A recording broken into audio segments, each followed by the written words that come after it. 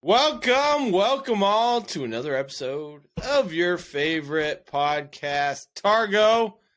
Happy Easter, happy Masters weekend, happy Izzy's birthday, happy Arsenal versus Liverpool, happy Villarreal versus Real Madrid, happy weekday. I don't even know what day it is. What are you drinking? This is a crazy weekend, man. Serie A started on Friday, so I thought it was Saturday. But it's a lot. It happened all at once, and now we're here. We're here everywhere all at once. So what you drinking? I'm drinking Corona Premier, man. 90 calories. I'm looking after my figure. Old faithful, trying to work on that girlish figure. I love it. Yeah, I had my parents in town. This is the drink of my stepdad, so I had some floating around the fridge. It really is, though. Got to get rid of it. Yeah, it's honestly what you associate them with, right? Corona. Yeah, 100%. Especially Corona Premier. That's John's drink of choice. Oh, yeah. I have Friends IPA. Friends with a Z. Friends with a Z. It's from Bale Breaker Brewing Company. Well, it's actually Georgetown Brewing, but I've never had it before. But it had Friends on it. Well, let's see. What a better way to drink beer than with your friends. Friends. So let's try this. It's skunky. It's very skunky. Like a Heine, huh? Like a Heineken? No, like skunky IPA. And it tastes exactly like an IPA. Ooh, your favorite. Nice and hoppy. Friends isn't your choice then, huh? You don't like Friends. I won't drink this one with friends. I won't put that evil on them. Anyways, those are our brews. Let's get to some banter. Welcome to Brews and Banter. Today, we are going to cover the games April 6th through 9th. Champions League preview. Ooh. And apparently Chelsea are eyeing up 7 coaches to replace Graham Potter. Who knows? Let's get into it. EPL. April 8th. Manchester United versus Everton. Manchester United win 2-0. I know you called it. I was hoping for a draw. Just for Everton's sake. I was.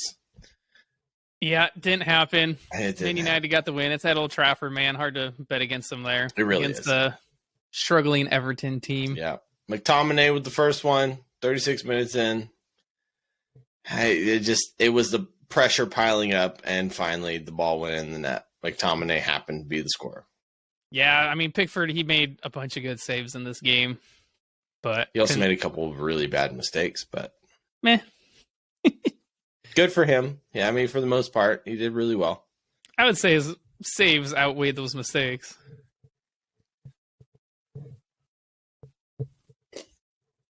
Sorry, that's my face drinking this beer. It's bad. It's bad. Yeah, I think the most important thing about this whole game is Marcus Rashford pulled up with an injury.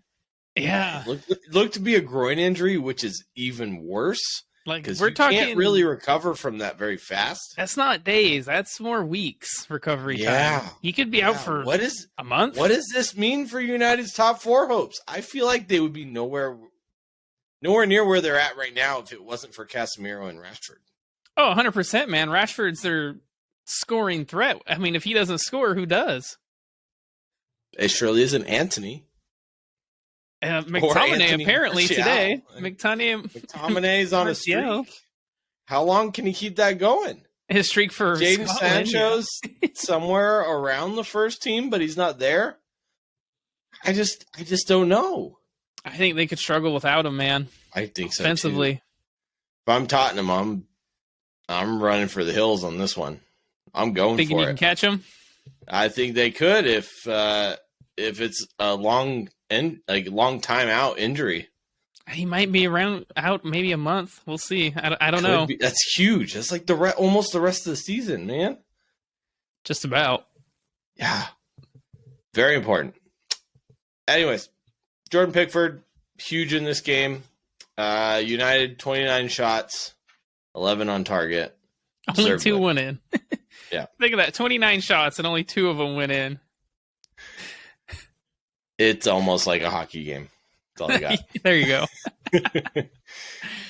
Next up, we had red hot Aston Villa against Nottingham Forest, and well, they won 2-0. Called it. Both of us did.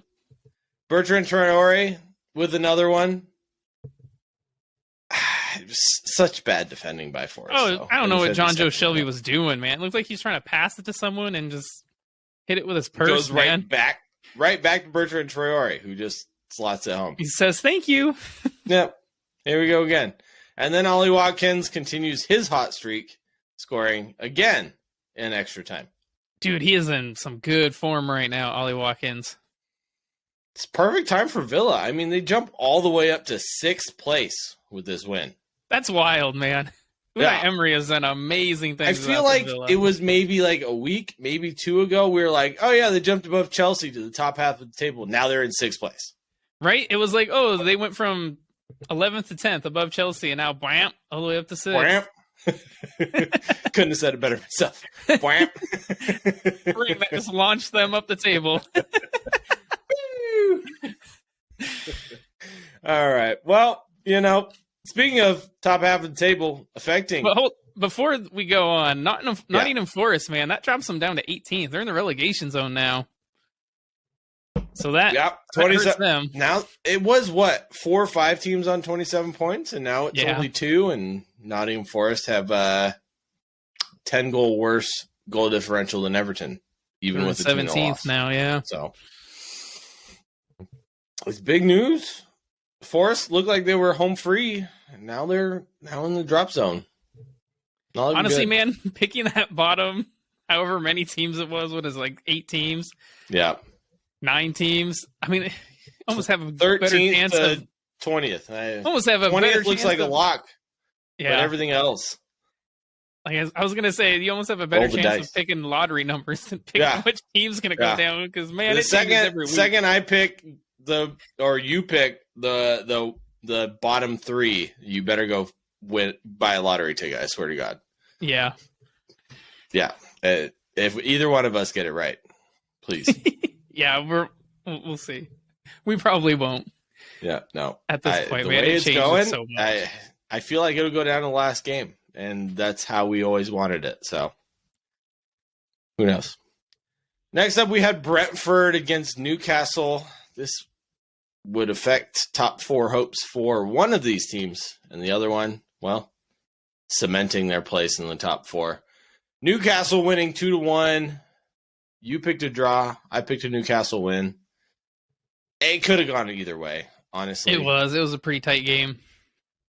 Ivan Toney had his first penalty for Brentford saved in the history of him hitting penalties for Brentford. Looks like he tries to wait for Nick Pope to jump one way. Yeah. Nick Pope doesn't bite. He said, "No, I'm not gonna fall for this." However, he did get another one. He had a second chance. Put it in the net in first half extra time. David Raya with an own goal in the 54th leveled the game after a shot from Joelinton, who, by the way, is in fantastic form of late. Yeah. And then, speaking of fantastic form, Alexander Isak, another goal, 61st minute. Beauty too, man. Yeah. Curled it. Placed it perfectly. Alexander Isak is finding the right form at the right time. Him and Callum Wilson. Dude, Newcastle is finding the right form at the right time. Yes, they are finally scoring goals, and they are looking dangerous as ever. 5 wins out of their last 5 games. Yeah. Can't complain about that if you're a Newcastle fan. Huge. Yeah. Next up, Fulham against West Ham. We both said a draw. West Ham win this game. West Ham, man. Oh, my God. West Ham on fire. Harrison Reed with an own goal. And I feel bad for the guy. I do too. I feel bad for the guy. That was unlucky as hell. Like, what can you do, man? You got a ball. It was like a hard cross coming right out of it. It hits rifled at you. You go to knock it out. Hits off your back. Your planted foot goes in the net. What are you gonna do? Yeah, and that was all she wrote.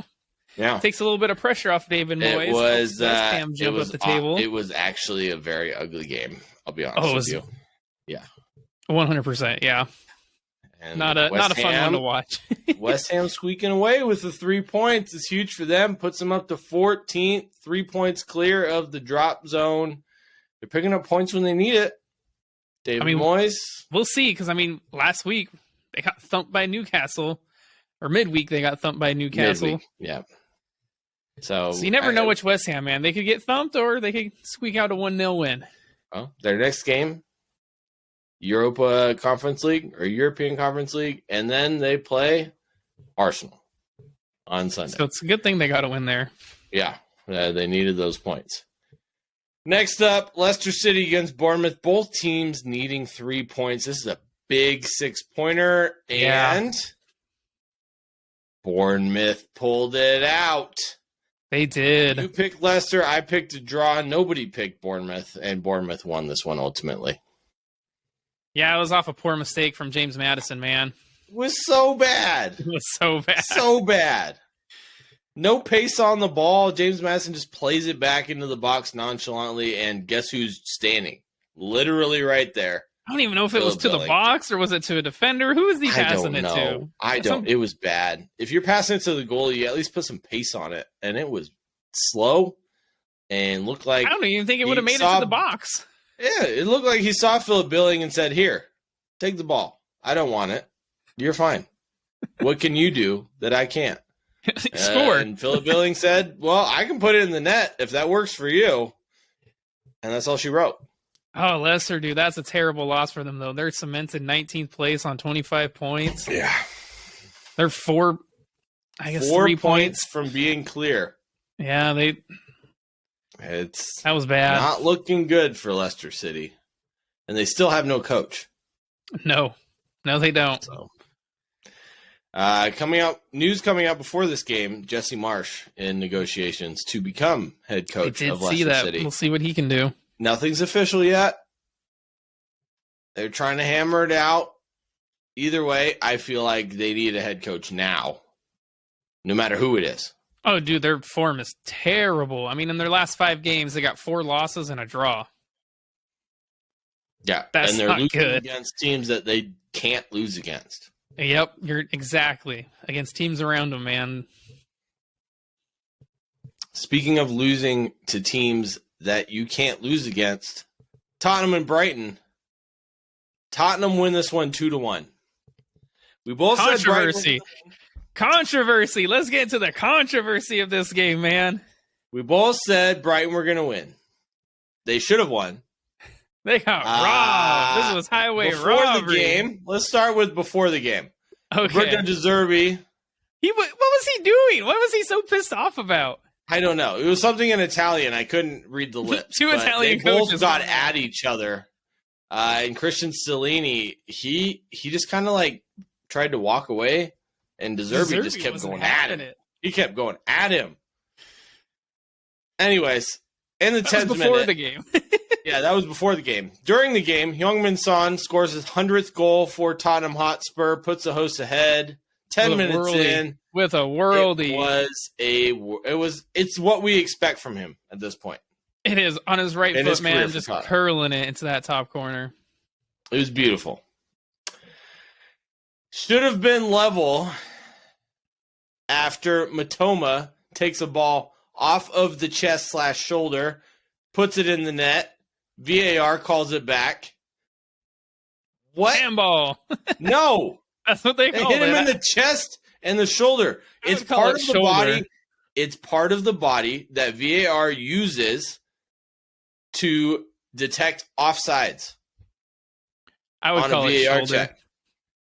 It was a shoulder is still not a handball. It's below the shoulder. Bicep down is a handball. Shoulder is not. It hit him in the shoulder. That is not a handball. That should have been a goal. It should have been. Bull crap. That should have been a goal. Should have been 1-1 at that point. Yeah. Next. We keep on with the controversy here. Dat guy Welbs. Nope. I literally wrote it down as a goal. Not as yet. A goal. Talk about Lewis Dunk's goal from the corner kick. That was a goal. They got back into it in the first half. Let's go to a real goal. Yes, Lewis Dunk, 34th minute, corner, nails it right into the back of the net. Poor marking by Spurs. It was deserved. Should have been 2-1, but it wasn't. Should have been 2-1 at that point. Yep. So it was 1-1.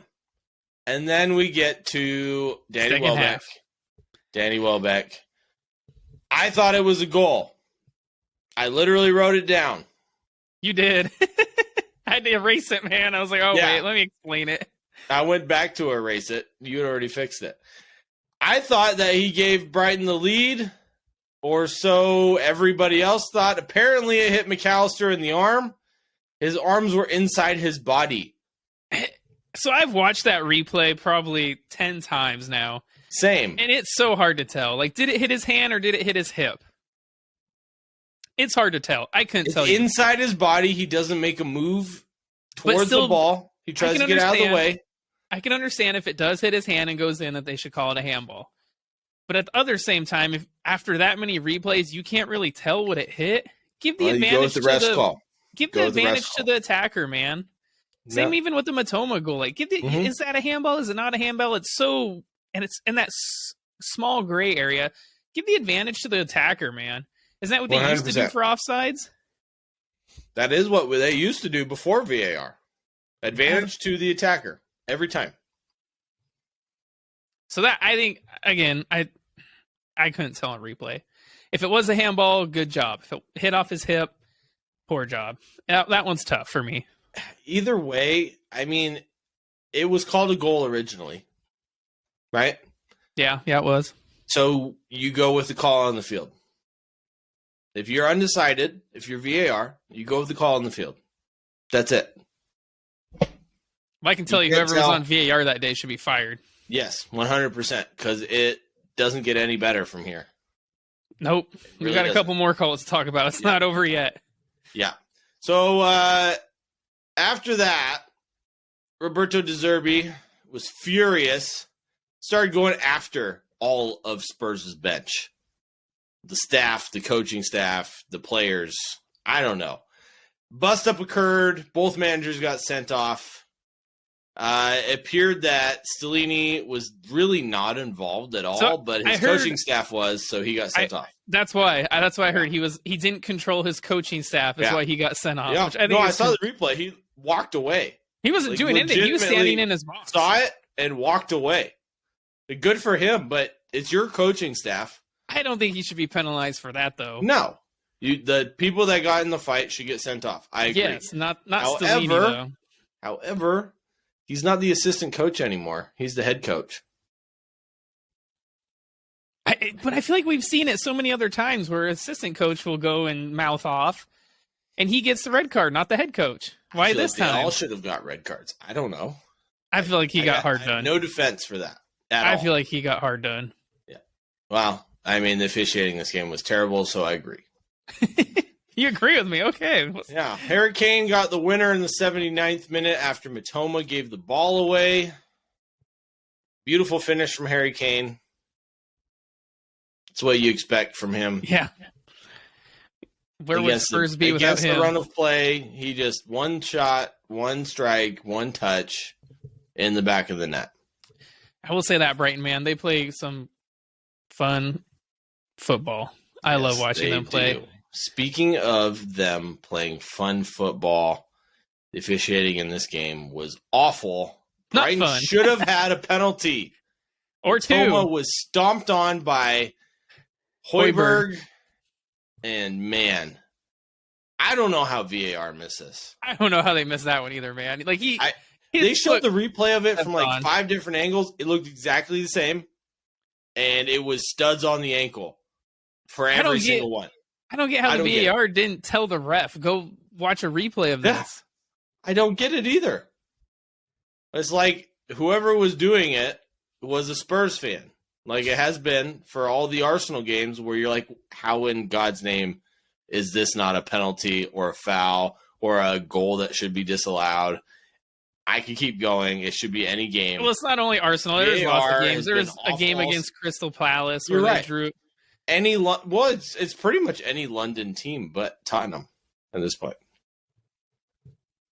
They've all got terrible calls. VAR has been awful all season. And I'm not going to lie. It's been the worst I've ever seen it since its inception. Oh, yeah. This so season, bad. man. Like, it's so bad. Someone's getting fired over this. Like, how terrible is that? Where they've already canned the entire VAR staff. This is a normal. Yeah, ref. Mike Dean's gone. Yeah. And so, yeah, I don't know how you defend it. You can't. It's just terrible. Terrible officiating. Yeah. VAR. Europe, the rest of you, Champions League, whatever, La Liga, Serie A, Bundesliga, please help England. Please send your refs there. They'll pay you more. It's awful. Speaking of awful, Chelsea against Wolves. Man, I Wolves watched this win. This was Chelsea lose again.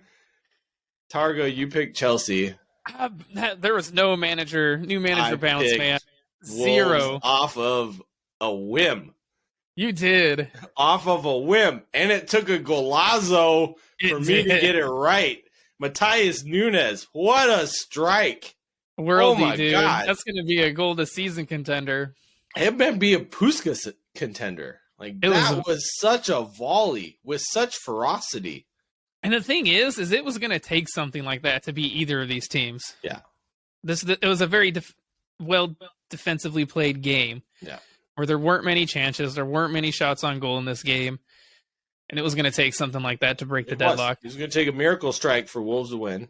I guess technically for Chelsea to win, too. And we got one. Chelsea, man, the way they played, they have no identity. They are just can't create anything, couldn't get anything going forward. They need a number 9 to literally save their lives. They have so many number 10s, it's stupid. Well, and even, once the subs started coming on, like you saw Cresswell come on, Pulisic, Mudryk, Pierre, Aubameyang, Emerick Aubameyang, man, none of them did anything. No. Zero. The best players were probably Wesley Fofana and Koulibaly. Was there 2 center backs? It's insane. And how Cucurella keeps starting, it baffles me. I don't understand it. I think he does more complaining than defending. He doesn't do more complaining. You're being dramatic. Well, so is he. So, but man, next up, yeah, Chelsea, they got problems. Yeah, like they have to go play Real Madrid next, man. I'm not excited for them, but I also am. So, but credit to Spurs, man. Or not credit Spurs, credit Wolves. Matthias Nunes, man, he looks great. Not only offensively, defensively. He did have to get some help off the pitch. He hobbled off due to injury, so hopefully he's not out for too long. I hope not. But what a huge win for Wolves, though. What a huge win. I mean, it takes them 4 points clear of the drop zone. A lot of us forget that they're even close to it. But they're in 13th hovering. place. They're hovering, man. They're keeping track with Crystal Palace, who have, again, 2-2. Roy Hodgson. But Wolves, they're right there. The more games they win, the more points they pick up against teams that they're not supposed to. Again, you're right. You called it, man, so good job. Good call. Thank you. Sometimes I get lucky. Next up, one where neither one of us got lucky because we both predicted it. Southampton against Manchester City. This ended 4-1. One way and one way only. I will say Southampton played well in the first half until they conceded that goal. Beautiful cross from Kevin De Bruyne right to the head of Erling Haaland. I mean, you or I could have scored that header. De Bruyne put it on a plate. But, they defended and they played well up until that point. And then the second half rolled around and Jack Grealish took over. And I'm going to admit it every time that I said he was a terrible signing and not worth $100 million. And he proves me wrong yet again. Yeah, he gets a goal, gets an assist. Haaland has a freaking beautiful bicycle kick. Beautiful bicycle kick. Yeah. And what else was in there? A PK, I think. Kevin De Bruyne gets brought down. Yeah, by Kyle Walker-Peters. Julian Alvarez steps up, scores a PK. Southampton got one back. Yeah. There's one white traffic. Called it. Yeah, I mean, this Man City team, they might not lose a game the rest of the season. I don't know. But speaking of not losing a game all season, we'll get to that and the Arsenal squad. Leeds against Crystal Palace. This was a bottom of the table 6-pointer, and we had 6 goals. We did. Crystal Palace getting 5 of them. Leeds getting 1. You said a draw. I said 2-2. Roy Hodgson. The first half, man, I thought Leeds were the best team. Yeah. I did. First half, man. Patrick Bamford, beautiful header, 21st minute. And then Crystal Palace equalized in stoppage time off of Mark Gahey. Cross free kick deflection almost. I mean, it was a free kick, got put in towards goal, and then he was somehow kind of fumbled around. Yeah, it kind of fumbled around. Put it past the goalie. Goal's a goal. And then 4 goals in the second half. Yeah, what did Roy Hodgson say to that team at halftime, man? I don't know. But it must have been really slow and very impactful because he's ancient and can't speak very fast. But 2 goals from Jordan Ayew. Goals from Eze and Edard and Michael Olise, your man. Hat trick of assists. And let me add, that third one of his was magical. Dude, he absolutely magical. He had some nice ones. He assisted Ayew, Eze, and Edouard. Yeah, the one to Eze was beautiful. I think that was his second one. The third goal of the game. Third goal of the game. Yeah. Yes. That through ball for Eze. Yeah, that was a beauty. So pretty. Yes. All right. Let's get to the game of the weekend. Liverpool-Arsenal. This was a big one. This was a big one. At Anfield, ended in a draw, 2-2. We both said Arsenal. First half, feeling good. First 30 minutes, I would say, feeling good. Yeah. Gabriel Martinelli put Arsenal ahead 8 minutes in. And then Martinelli crossed it in for Gabriel Jesus in the 28th minute. So in the first 30 minutes, Arsenal up 2-0. And then Anfield was quiet, too. Arsenal made one mistake. Mo Salah put a goal in the 42nd minute, and all of a sudden, Anfield came to life. Yeah, that and in the second half when Xhaka got into it with Trent. I was getting there, but you're right. Yes, let's start there. Okay, that's the second half. Granit Xhaka goes back to almost the Granit Xhaka of old. The guy which I don't want to see. Nobody wants to see, not even Granit Xhaka.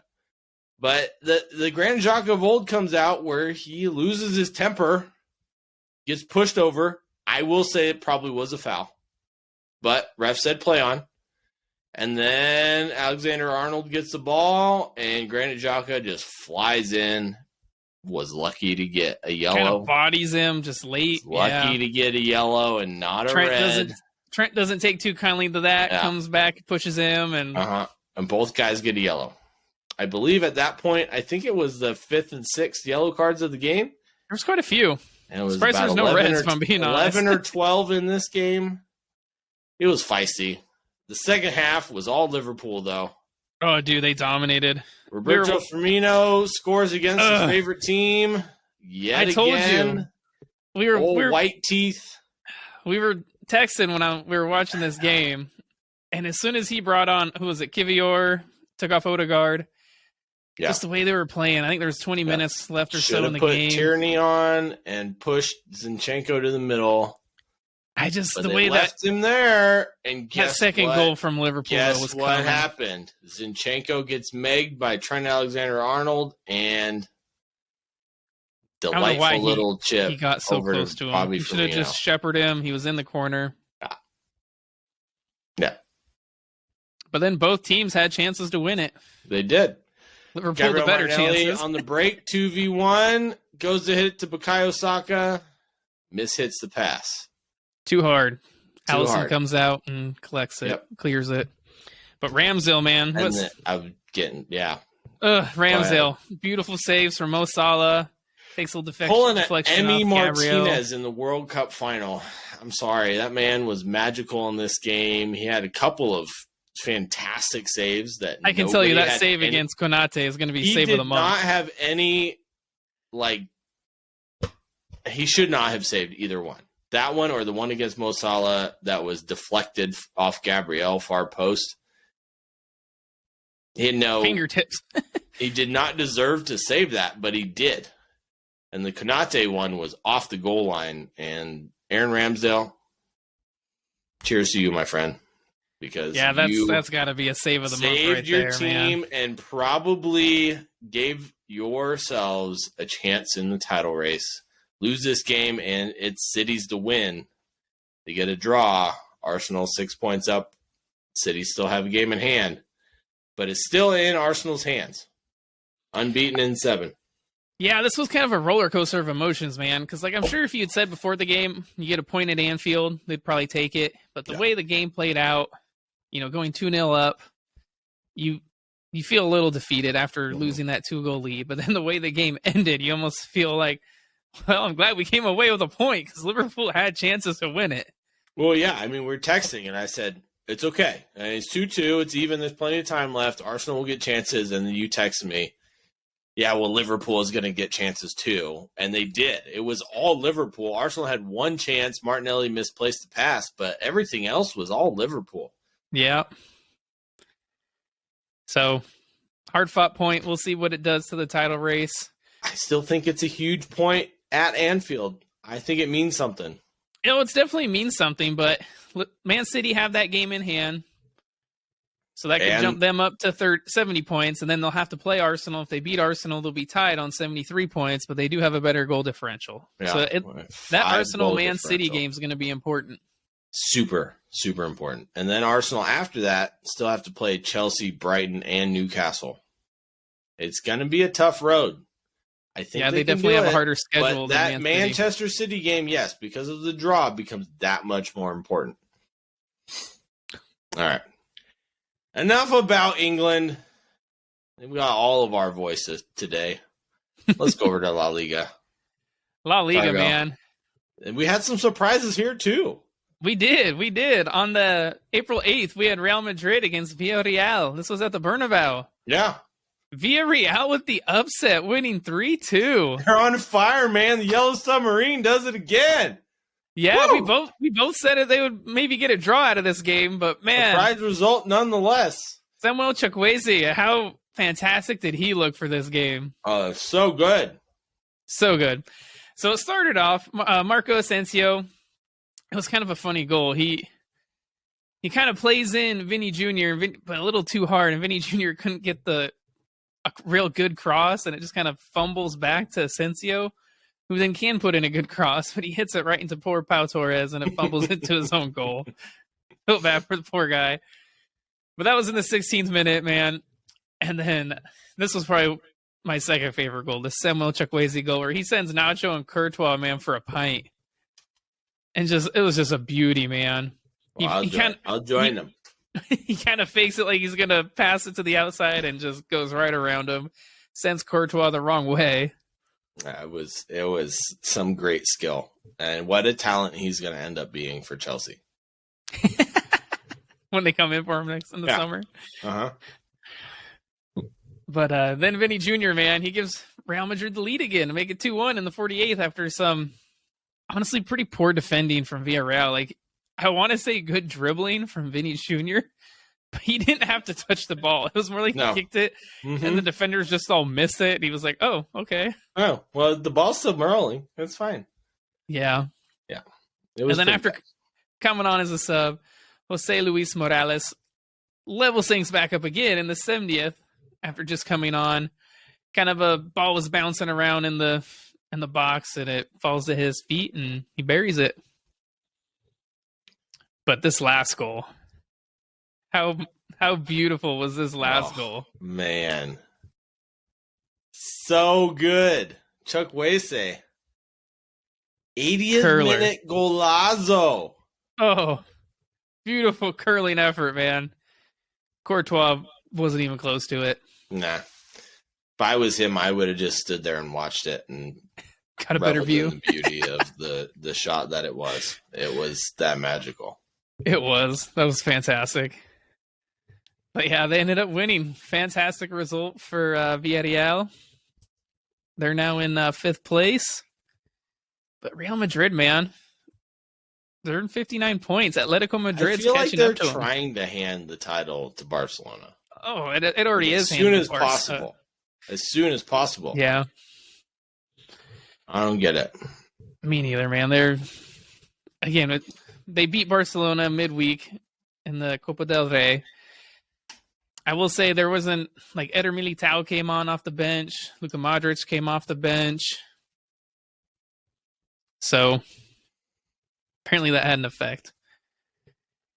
But moving on April 9th, we had Rayo Vallecano and Atletico Madrid. Atletico winning it 2-1, which we called it. Both said Atletico, yeah. Griezmann, man, playing out of his skin, having fantastic season so far. But yeah, Nahul Molina, man, got the first goal in the 22nd. And then 2 minutes later, Mario Hermoso gets a header in off a corner. Yep. And then Rayo Vallecano kind of shot themselves in the foot with a red card in the 62nd minute, but they did get one back from a golazo, man. Fran Garcia in the 85th minute. Beauty. From deep. It was. Yeah. From the deep. From the deep.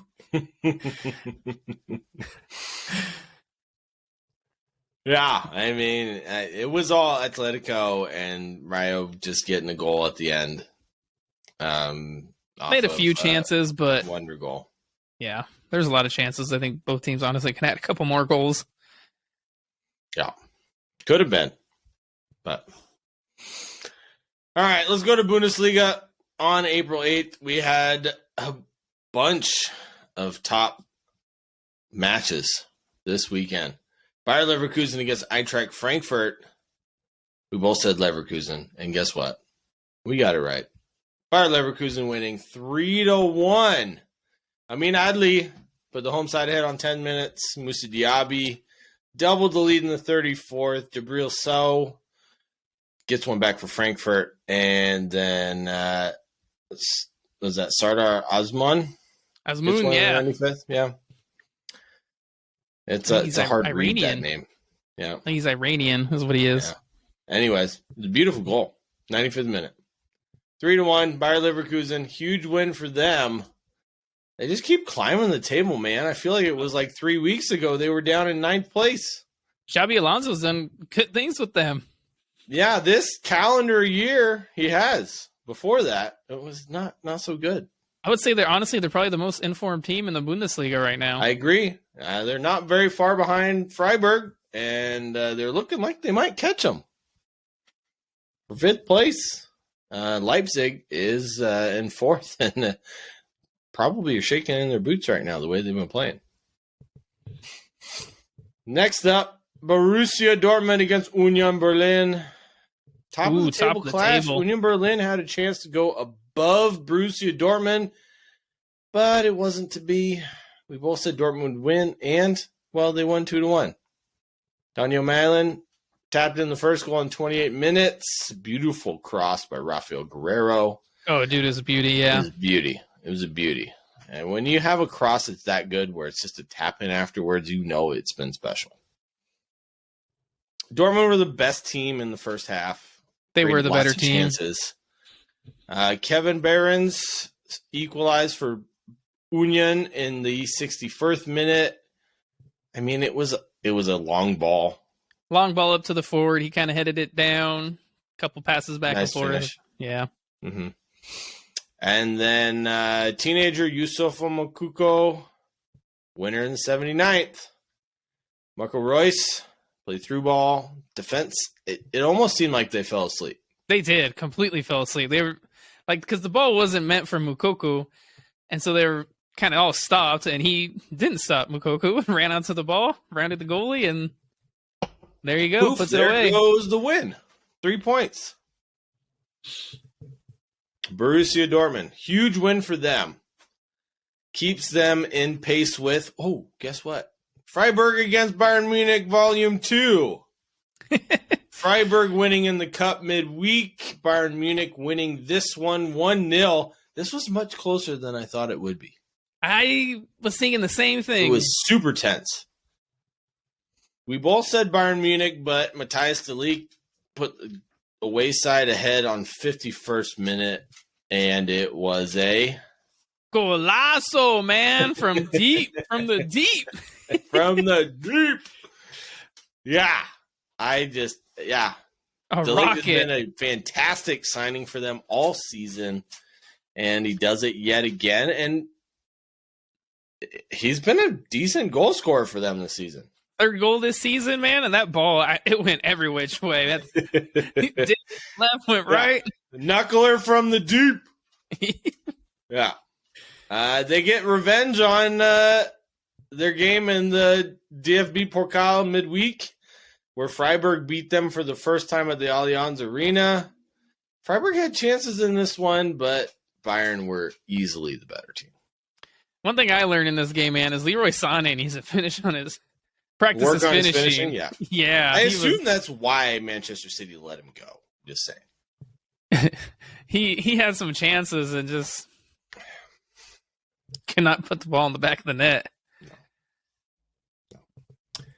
Next up, we had Hertha Berlin against RB Leipzig. We both said Leipzig, and Leipzig won this one as well. 1-0. Amadou Haidara. Is that Haidara? Haidara. Wow. Apparently someone's been drinking before this episode. Scored the lone goal in the 39th minute. I'll be honest, I think Leipzig should have scored more in this game. But they got 1. 3 points is all that matters. Important win for them, yeah. After a couple losses, so. Yeah. Off to the Serie A in Italy on the 7th, which was a Friday. So, hence why we don't know what day it is. Salernitana against Inter Milan. You said Inter. I said a draw or loss if Lukaku starts. And guess what? He did start. He did. And it ended in a draw. Weird. It's almost like a trend here for Inter. Don't start Lukaku. It doesn't work out well. Just saying. Yeah, man, Ochoa though, Memo Ochoa in that game for Salernitana had some amazing Pulling saves. Back the clock to Mexico. It looked like he was playing for Mexico with some of these saves. Man, he was on fire. This is like an acrobat.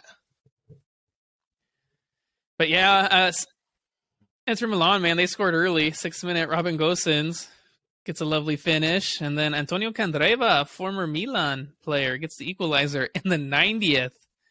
Which, I don't know if you saw this goal. It was a cross/shot. I don't know how it went into the net, but it did. So it did. Ultimately, that's all that matters. It was definitely a cross that he just shanked and somehow beat the goalie. It's one of those where you go to cut it across, but you come across the ball too much, and it just swerves. Sliced, yeah. And it found its way to the back of that net. A little unlucky. If he meant it, it was beautiful, but we all know he didn't. Please do not try to tell us otherwise. That was definitely made to be a cross. But man, this was same Inter. Yep. Lots of chances and just weren't able to kill off the game. And the 5th straight draw for Salernitana. Yeah. Well, hey, point's a point. They need points as much as they can get. And Inter, it's 2 more drop points for them. It's not, Inter, not a good sign for them. 5th place the way down on 51 points. Yeah. Next up, Lecce against Napoli. We both said Napoli, and guess what? Ended 2-1 to Napoli. They are, I'll be honest with you, Napoli are not playing as good as they have been of late. Yeah, without Victor Osimhen, I don't know if it's him or something else is going on, but they don't look like the same team without him. They're definitely not the same team without him. I don't know what it is, but I mean, even Kvaratskhelia, he looks like a shadow of the player that plays with Osimhen. I mean, they'll need to figure something out here soon, because I can probably bet you Victor Osimhen is not at Napoli next season. No, probably not. Giovanni Di Lorenzo scored in the 18th minute off a header. Federico De Francesco leveled the game in the 52nd minute with a beautiful turn and finish. And then Antonio Gallo scored an own goal to give Napoli the winner. Tried to chest the ball back to his goalie, who let it slip through his fingers. Dude, he shouldn't have ate that popcorn before the game. Yeah. It was just, he chested it back to the goalie, went to catch it. It was right through his hands. Man. Speaking of popcorn, you didn't need any for this next one. AC Milan against Empoli is 0-0. Good segue. But it was a snooze fest. I would have fallen asleep with popcorn hanging out of my beard. It was bad. Yeah. Milan, man, they're so inconsistent. They're so bad sometimes, man. And they're so good sometimes. I don't get it. They beat Napoli 4-0 last week, and now they tie Empoli 0-0 at home. At home. Yeah. I don't get it. They had so many shots in this game, man. They had 24 shots. 4 of them were on target. Empoli had 2. How does it end 0-0? Because they only got 4 on target. Like, oh, this seems familiar. We had a lot of shots, but nothing went in. Yeah, they thought he scored. Arsenal of old. He thought he scored, man, but they got brought back due to handball. But he didn't start. No Brahim Diaz, no Rafael Leao. None of them started. So it didn't make any sense to me. But I don't know. It's resting him for what, the Champions League? Champions League midweek, maybe. I mean, I understand Giroud because he's old, but Leao and Diaz, that doesn't make no sense. Yeah. Next up, we got Torino against AS Roma. You said Roma. I said a draw. I said a lot of draws. But Paulo Dybala got the penalty in the 8th minute for a handball, scored it. That's all she wrote. Yep. After that, it was typical Roma defense, Jose Mourinho defense, man. Mm-hmm. Park the bus, and the bus sticks. But good result for them. Moves them up into 3rd place. Huge result. Next up, speaking of 2nd place, big results. Lazio against Juve. You said Lazio, I said Juve. I figured this game would have been at the minimum a draw. No. And it wasn't. Lazio playing out of their skin this season. You called it. Winning 2-1. Sergej Milinkovic-Savic scored in the 38th minute. Did he foul Alexandro? Did he? No. That was he went down soft, man. Super soft. Yeah, I agree. I don't think Alexandro should have even gone down. If he didn't, he would have prevented a goal. Just saying. Yeah. You flop, you take a risk. You flop, you drop. You flop, count you drop. Yeah, Juve tied things up through Adrian Rabiot on the 42nd minute. Fumbled it in off a corner, but a goal's a goal nonetheless. Yeah, not the prettiest goal you'll see, but still counts. Lazio get the winner in the 53rd minute through Mattia Zaccagni. Yeah. Yeah, and the assist was so good. Oh, dude, one of the best assists you'll see. Beautiful back heel from Luis Alberto, man. Just put it on a platter. Yeah. I can make worse noises, but I'm just going to go with that. Please don't. Please don't. It was so good. It was a beautiful assist, dude. Yeah. And then we go to Ligue 1. Yeah, Nice against PSG. PSG finally getting a win. This one's away from home, so it's a less hostile crowd. For Messi. Yeah. People actually go there to see Messi. I don't understand how you boo the GOAT and whistle him off the field. I'm sorry. He still gets a goal in this one, making his 27th goal contribution in, I think it's like 24 games, something like that. It's something stupid. Gets a goal in the 26th minute. And then Sergio Ramos gets a goal off a corner in the 76th minute. PSG stopped their 3rd loss in a row. Arsenal winger Nicolas Pepe Your guy, man. He missed a sitter. Donnarumma saved it with his foot. Don't say he's my guy. I enjoyed watching him before he went to Arsenal. He's had his moments, but he is not a great English Premier League winger. I'm sorry. He'd be great in almost any other league. He's just not a Premier League winger. But yeah, man, there was a funny shot, though, in this one where Nice, they had a shot, hit the crossbar, comes down off the crossbar, hits the post, and then just goes along the goal line, man. And it didn't go in by a hair. I swear, like they showed the goal line technology, where you see it from above. And it was literally just, yeah. That was wild. It's nuts. PSG are only 6 points ahead of Lens, who have won their last 4. This is going to be a tight race in the Farmers League, man. It's just good to see Lens up there back in second place. Hopefully we see them. I would love to see PSG not win the title. I'll be honest with you. Well, everyone wants to see PSG not win the title. Yeah. Especially if they're going to boo Messi. And then especially if they're going to boo Messi. They should boo Mbappe instead. Remember, it's not Kylian FC. It's PSG. All right, let's get into the Champions League preview on April 11th, which is actually today. Benfica plays Inter.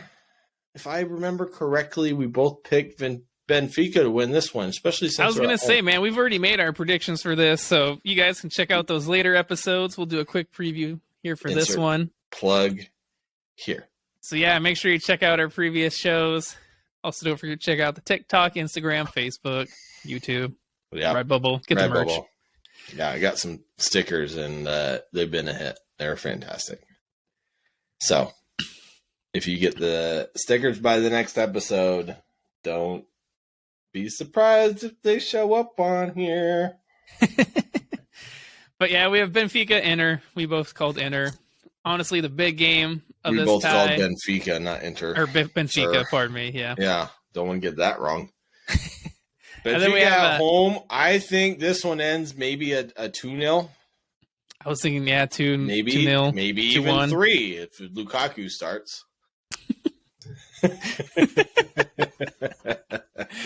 Next up, we have really the match that everybody cares about. This is the big one. It's the one that everybody cares about. Manchester City against Bayern Munich. You pick City. I pick Bayern.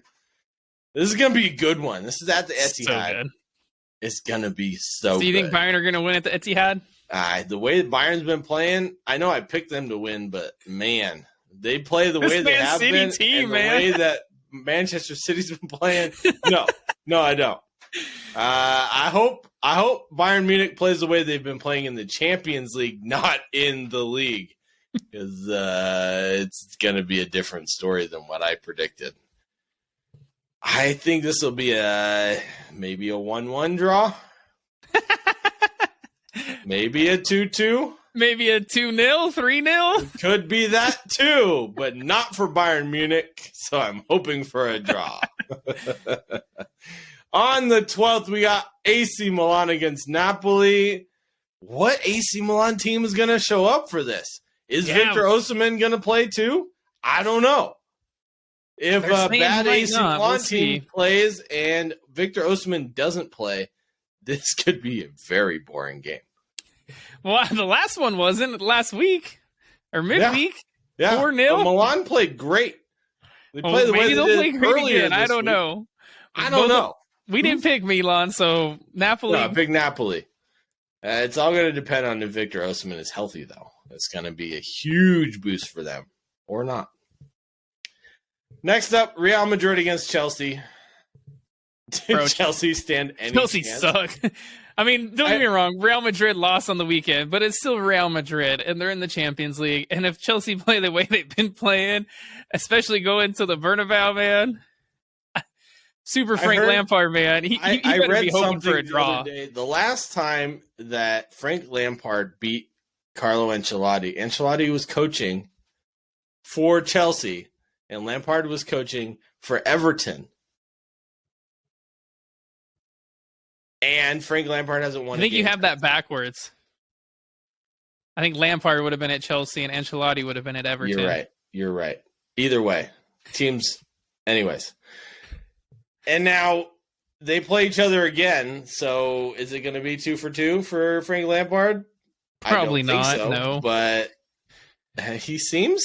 I mean, Real Madrid are like 10 times the team Everton is. So I don't think it's going to happen. But hey, anything's possible. It's the Champions League. However, Real Madrid are at home. Chelsea got to travel. They lost to Wolves. I don't think they stand a chance. I don't either, man. I mean, yeah. Well, Lampard, the way he likes to play offensively. If he does that against a Real Madrid team, they'll cut him. Chelsea team to shreds. To shreds. Speaking of Chelsea, let's switch gears. To Chelsea. To Chelsea. Frank Lampard. He's become the caretaker manager until the end of the season. Are you surprised? I was very surprised by this, man. Me too. I mean, why would they hire a guy back that they literally fired to bring in Thomas Tuchel, and then they fired to bring in Graham Potter, and thought, wait, let's bring back Frank Lampard. Full circle. I've heard rumors that James Corden told Todd Bowley to bring in Frank Lampard as an interim manager. If that's true, Todd Bowley is a Hollywood owner, and I have no hope for Chelsea. Yeah, definitely an interesting selection, man. I don't know how it'll pay off for him. Probably not well. Probably not well. I mean, it can't get worse, but they're closer to the bottom than they are to the top 4. So we'll see. They apparently have a 7-man shortlist for the permanent manager. Because, I mean, you can't keep Frank Lampard after firing him for forever. No. So, the 7-man shortlist is Mauricio Pochettino, Roberto De Zerbi, Julian Nagelsmann, Luis Enrique, who was in London recently to discuss terms, Carlo Ancelotti, Jose Mourinho for a miraculous return, and Antonio Conte, who just left Tottenham. Spurs. Yeah. Weird. So let's start at the top. Mauricio Pochettino. I mean, he was at Spurs for 5 years and made them the best they've been in the last 40. Ever. But he was at PSG for a year and did terribly. And got he won fired. the Coupe de France and won the league. Yeah. For but he PSG was only there standards, for a year. It's bad. I mean, it wasn't the best. I think he's more of a better fit for Spurs again than Chelsea, personally. I'll give my thoughts at the end after going through all the managers who I think would be the best. Okay. Roberto De Zerbi, replacement for Graham Potter. Brighton are probably licking their chops for how much money they're going to get just off managers. He's currently at Brighton. I agree. I think this would be another Graham Potter situation. However, he's a bit spicy. He's got a bit of a temper. We saw it this weekend. That might give Chelsea a little bit of something they don't have. I don't think he'd be a good fit. I don't think Chelsea will go for him. I think he's too green. Like I said, I put it in the notes there. It'd just be like hiring another Graham Potter, pretty much. It would be. I think he's got better defensive acumen than Potter does, but still, same situation. That's not the problem with Chelsea, their defense. Yeah. No, they need the other end of the field. 4 goals, which, De Zerbi is doing great at with the players he has, but Chelsea, I don't think he does the same. Julian Nagelsmann, I think this is probably the perfect fit for a long-term project. He was at RB Leipzig from 19 to 21, went to the Champions League semifinal, DFB Pokal winner, runners-up in the 2021 season. He went to Bayern Munich, won the title last year. Is he going to go to Chelsea? Is he going to go to Spurs? I mean, right now, Spurs look like a more attractive prospect. I was going to ask you that question once we got through these coaches, but I'll ask you now.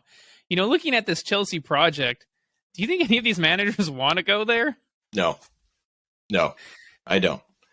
Like, for example, we have Carlo Ancelotti on our list. Do you think he wants to go from Real Madrid to a bloated Chelsea squad and try to deal with all of that mess? I'm going to hold that opinion until we get to Carlo Ancelotti. Okay. Let's go to Luis Enrique, who would be a great fit. This is an interesting one. I kind of almost want to see him in the Premier League to see how he does. I'll admit I'm not probably his biggest fan, but he did fantastic at a Barcelona team. Granted, you have Lionel Messi playing in that team. Yeah. And I think at that time, didn't they have Neymar and Suarez? So did he have MSN? At least Suarez and Messi. I'm not sure if he had Neymar. When did Neymar go to PSG? Was that 2018? Maybe it was. So you might have had all three, which is like an automatic shoo-in for trophies. That's what I'm saying. So I kind of like. I mean, we saw what he did for Spain here at the World Cup and at the Euros. Wasn't too impressed, if I'm being honest, for the Spanish national team. No, I mean, they lost in the semis to Italy on PKs in the Euros, Euro 2020. Obviously, we know Italy went on to win. And then they lost in the round of 16 to Morocco. Yeah. Which, again, credit to that Morocco team, but we all expected Spain to win that game. Yeah, we did. I mean, credit to Morocco. They've beaten Brazil 2 times in the last 6 months. But there's no way with that Spain team and the amount of skill they have. I think Spain has more talent than Brazil does right now. So somehow they still lost. So that's why I'm questioning his coaching ability. 100%. And that's a national team, not a club team. Club teams are harder. I mean, don't get me wrong. At Barca, he did freaking fantastic, man. Won the treble in the 14-15 season, a domestic double in the 15-16 season. So, I mean, he won trophies at Barcelona, that's for sure. I think he's probably, right now, one of the coaches that would take the job. I'm not going to say he's the best fit, but I will say he's one of the coaches that would take the Chelsea job right now. Okay. Next up, Carlo Ancelotti. He's been everywhere, man. I've been everywhere, man. He has, man. All over Italy. Juve, AC Milan, Napoli, PSG, Bayern Munich, Real Madrid, Everton, back to Real Madrid, and soon to be what I think, Brazil. But he was the Chelsea manager. What you wanted to know from me about Carlo Ancelotti, since we're here, I think he takes a Brazil job because they want him to take his time. He could coach both teams. He can coach Real Madrid and Brazil at the same time. He's got half the squad on the Real Madrid squad anyways. He really does. Vinny Jr., Rodrigo, yeah, Eder Militao. No, he wants a Brazil job. I mean, Carlo, the only thing he hasn't won is a World Cup. So go to Brazil, man. All the players tell you should go. He's going to do it. I have a feeling. But he's already been the Chelsea manager, which I didn't realize it was this long ago. Yeah. It was in 2009. 2010. To you 2011. won the title and the FA Cup. In the 09-10 season, yeah. Yeah. Then he went on a bad run of form in the next season. And we know how Chelsea likes to fly through managers. They sacked him. Mm-hmm. But yeah, he's at Real Madrid. I mean, we've seen what he's done. He's won the league, Champions League. Yeah, he's touted to be the next Brazil manager. Yeah. I don't think he would leave Real Madrid to go there, no matter how much money you offered him. I don't know. The way they're performing in the league, if they don't win the Champions League, Real Madrid might just fire him as well. Yeah, well, we'll see. Speaking of firing him and going with someone else, Jose Mourinho. Current Roma coach, former Chelsea legend as a coach. He wore out his welcome there. He's been there twice. Yeah, his first stint was in 2004 to 2007, and that was honestly his best special stint. one. That's when he put Chelsea really on the map there, man. Won the League Cup. From mid-table finishes to one of the best teams in all of Europe with one coach. Yeah, won the League Cup and title in the 04-05 season, which that was a fantastic Chelsea squad. Whew. One of the best. Didier Drogba. And then they won the league title in the 05-06 season. He won a League Cup and an FA Cup in the 06-07. And then he left. And I think he went to, was it Inter Milan? Mm-hmm. That went after them? Yep.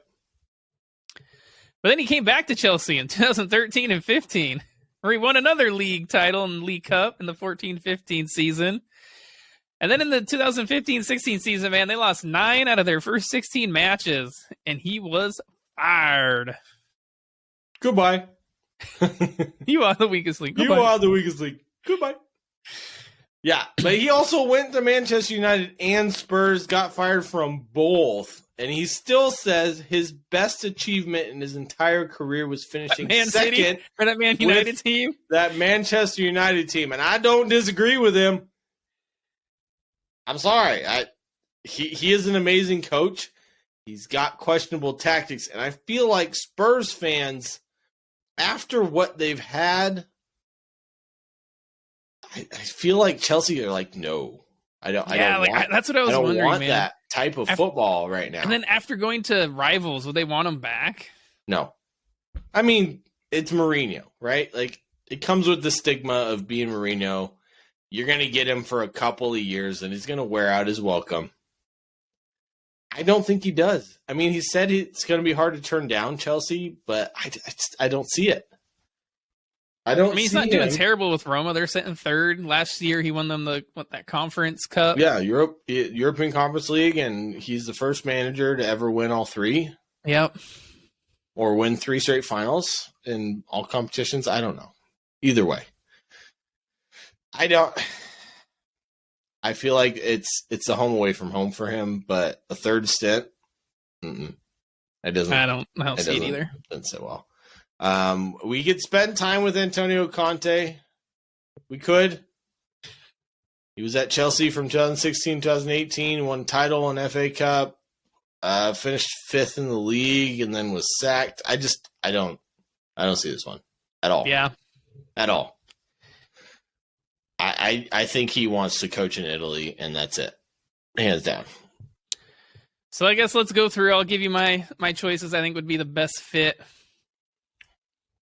Do you want my best fit, or do you want, like, who I actually think will do it? Well, I guess give me both. Who do you think will get it first? Okay. So let me know. You tell me first. Okay. Who do I think will get it? Yeah. Luis Enrique. I think he'll actually be the one that gets it. Who I would like to see is Julian Nagelsmann.